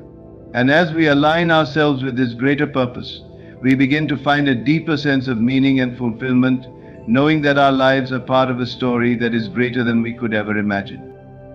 One of the most powerful aspects of trusting in God's vision for your life is the realization that you are never truly alone. No matter how isolating life may seem at times, no matter how overwhelming the challenges we face may feel, there is always a divine presence walking beside us. This presence is not distant or removed from our struggles. It is with us, guiding us, supporting us, and lifting us up, even when we are unable to see it. When we experience moments of doubt or confusion, it can be easy to feel as though we are abandoned or forgotten. We may wonder why things aren't going as planned or why we are facing obstacles that seem insurmountable.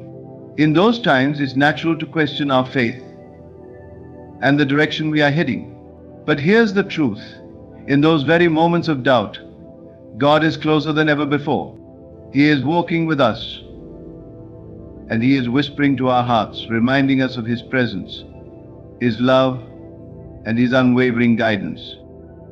The key to overcoming doubt is learning to recognize this presence and to trust that God is always near. It is a trust that does not rely on our understanding of the situation, but on the firm belief that no matter how difficult things may seem, we are never alone. The road may be hard, the path may be unclear, and the answers may not come immediately, but the constant presence of God is the foundation that keeps us grounded. When we trust in God's presence, we find that we are empowered to face any challenge. The fear of being alone dissipates, and we gain the courage to step into the unknown, knowing that God is beside us, guiding our every move.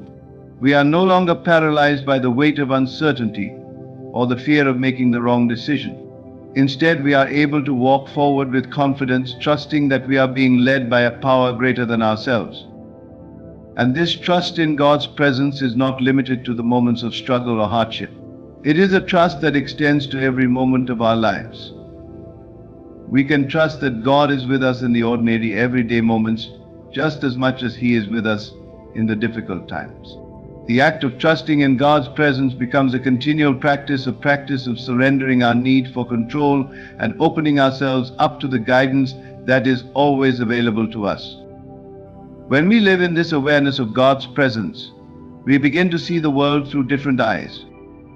We begin to notice the small, everyday miracles, the way a kind word from a stranger lifts our spirits, the way a moment of quiet reflection brings peace to our hearts, the way a simple prayer can bring clarity and comfort in the midst of uncertainty. These small signs of divine presence are all around us.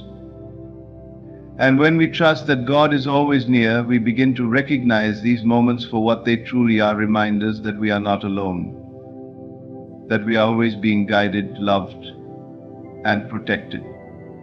Even in our darkest moments, when the weight of doubt feels unbearable, it is in those times that we must lean into God's presence the most. We may not always understand why certain things are happening or why we are going through specific trials, but by trusting in God's guidance, we can find comfort in knowing that there is a purpose beyond our understanding. In trusting that God is walking with us, we find strength that we never knew we had, and we are able to overcome the doubt that threatens to pull us under. The journey may not always be easy, but it is one that is never taken alone. As we continue to trust in God's vision for our lives, we begin to realize that the transformation we are seeking is not just external. It is deeply internal. The real change occurs in our hearts and minds as we let go of the limiting beliefs and fears that have held us captive for so long. Overcoming doubt is not just about changing our circumstances, it is about changing our perspective. It is about shifting from a mindset of limitation and scarcity to one of abundance and possibility. One of the greatest obstacles to trusting in God's vision is the belief that we are not worthy. We may believe that we are not good enough, not strong enough, or not capable of achieving the dreams that have been placed on our hearts. These beliefs often stem from past experiences, from voices of doubt that have been planted in our minds by others, or from the self-doubt that we have cultivated over the years. But the truth is, these beliefs are not the truth about who we are.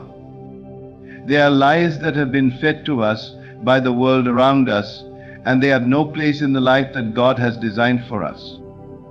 When we begin to trust in God's vision, we must also trust in His love for us, a love that is unconditional and all-encompassing.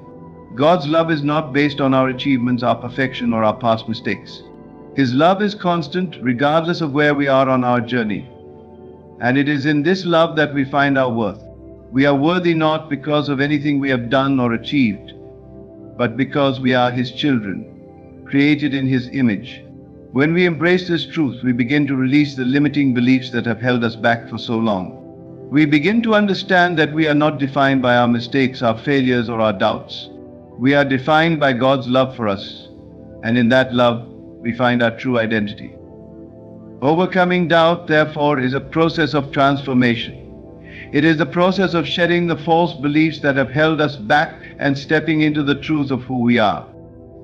It is the process of moving from a mindset of scarcity, believing that we are not enough or that we are unworthy of God's blessings, to a mindset of abundance, believing that God has a plan for us and that His plan is good. It is the process of recognizing that in Christ we have been given everything we need to fulfill our purpose. Our doubts may still arise from time to time, but when we trust in God's vision, we are no longer controlled by them.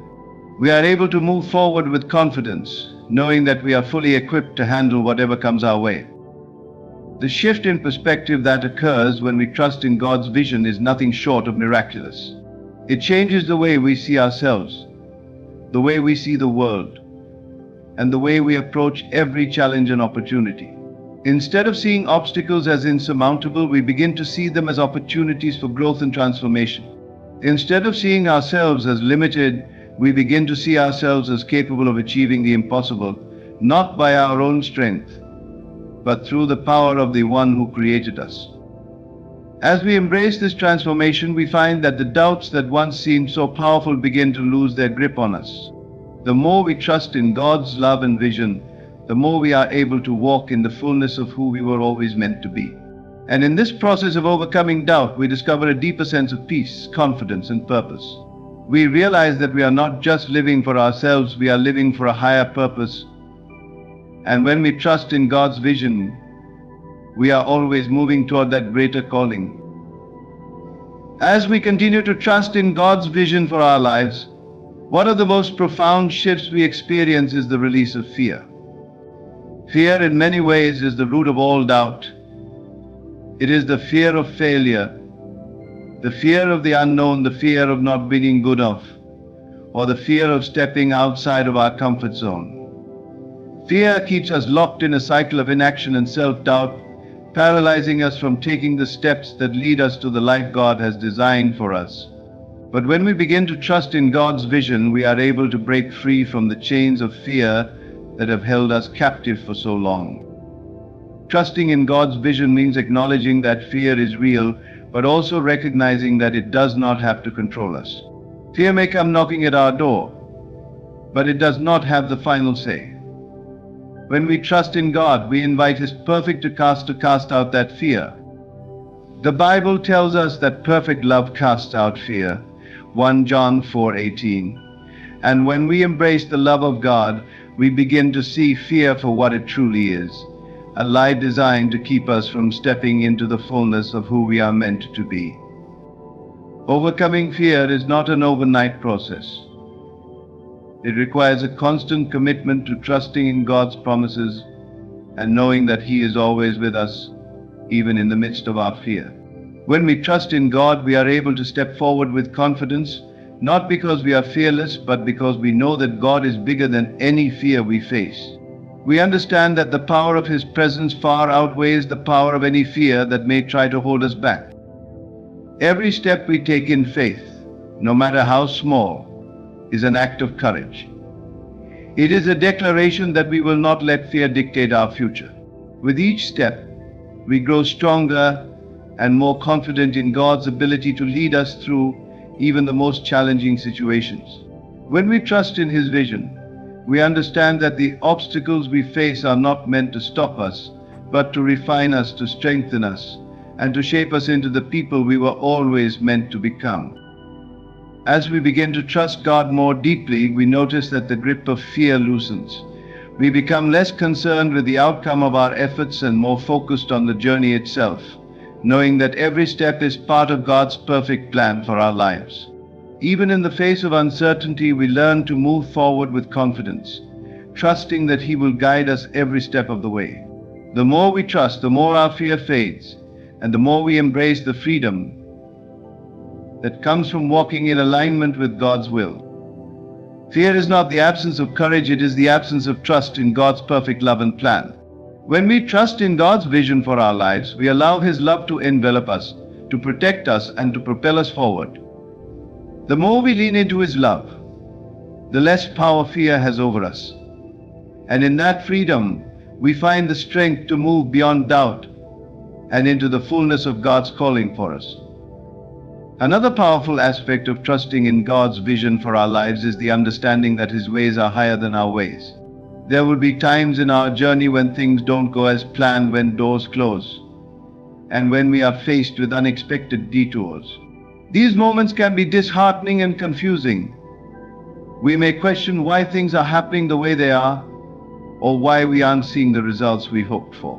But trusting in God's vision means recognizing that He sees the bigger picture and His plan for us is far greater than anything we could imagine. It's easy to trust when everything is going according to our own plans, when things are smooth and the road is clear. But it is in the moments of uncertainty and hardship that trust becomes truly transformative.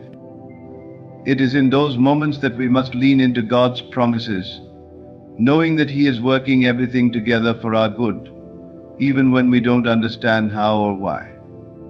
We may not always see the purpose behind the trials we face, but trusting in God's vision means believing that He is using those moments to refine us, to strengthen our faith, and to prepare us for what is to come.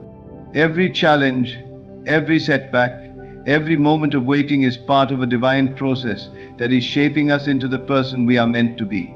Trusting in God's vision requires us to surrender our own understanding of what is best and to trust that His timing, His ways, and His plan are perfect. There is a deep peace that comes from knowing that God is in control, even when we feel out of control. When we trust in His vision, we can release the need to understand every detail of our journey and simply trust that He is guiding us toward the life He has promised us. It may not always make sense in the moment, but in time, we will look back and see how every step, every detour, every struggle, every victory was part of the beautiful tapestry that God has woven for our lives. Trusting in God's vision means letting go of the need for immediate answers and trusting that He will reveal the next step in His perfect timing. It means being willing to walk by faith, not by sight, knowing that God's ways are higher than ours, and that He has a plan for our lives that far exceeds anything we could ever dream for ourselves. In those moments of uncertainty, when we can't see the path ahead, we must remember that God is a faithful guide. He will never lead us astray, and His plan for our lives is always good. Trusting in God's vision is not about having all the answers right now. It is about walking in faith, knowing that every step is leading us closer to the fulfillment of His purpose for us. And when we trust in His plan, we can rest in the assurance that He is working everything together for our good, even when we don't understand the process. As we come to the end of our time together, I want to leave you with one final thought. Trust is the key that unlocks the door to God's abundant blessings. It is easy to look around us and become overwhelmed by the uncertainty of life, the difficulties we face, and the doubt that often tries to creep into our hearts. But in those moments, remember this: the very same God who created the heavens and the earth, the one who made you in His image, is the same God who is walking with you today. He has already laid out the perfect path for your life, and He is faithfully guiding you every step of the way. God's plan for you is already unfolding. Trust in it and trust in Him, and know that He will never let you down.